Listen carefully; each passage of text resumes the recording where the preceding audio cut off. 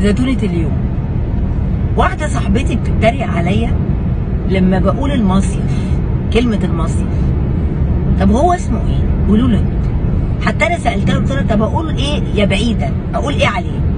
قالت لي انا مسافرة الساحل. قلت لها طب انا مش مسافرة الساحل، انا رايحة الغردقة والجونة او اي حتة، بلطيم، اي حتة. طب يعني هو يا جماعة ما هو المصيف يعني ده هي احلى ايام، هي ايام المصيف احلى ايام، كانت ايام حقيقيه بجد. يعني دلوقتي البعده، البنات في البعده بيروحوا المصيف، بيروحوا الساحل اللي هو بقى الساحل الشرير. انا رحت مع ناس اعرفها، يعني بتلبس الماظ على البحر وبتلبس انسيالات قد كده من هنا لهنا، وميك اب، فول ميك اب.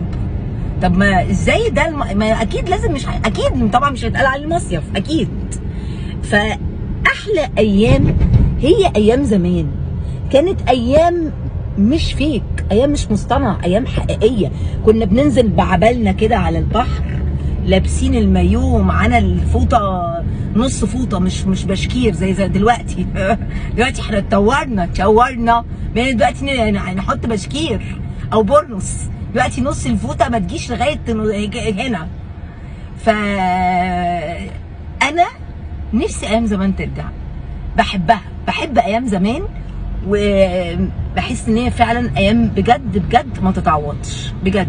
يعني خلاصة الكلام يا برنسيسة الجميلات، يعني خلينا على طبيعتنا.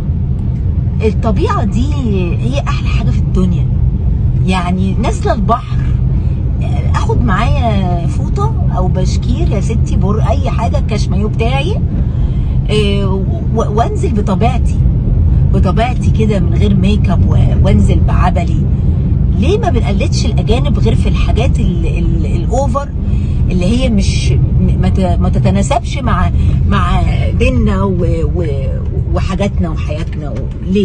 ليه ما بنقلدهمش بقى في الحاجات الحلوه اللي هي الطبيعه؟ ان احنا نبقى طبيعيين، ما نبقاش فيك ومصطنعين واوفر. ليه يا حبيبتي؟ فالطبيعه هي اللي بتوصل احلى واسرع. اسمعي مني يا برنسيسة الجمالات. السلام عليكم.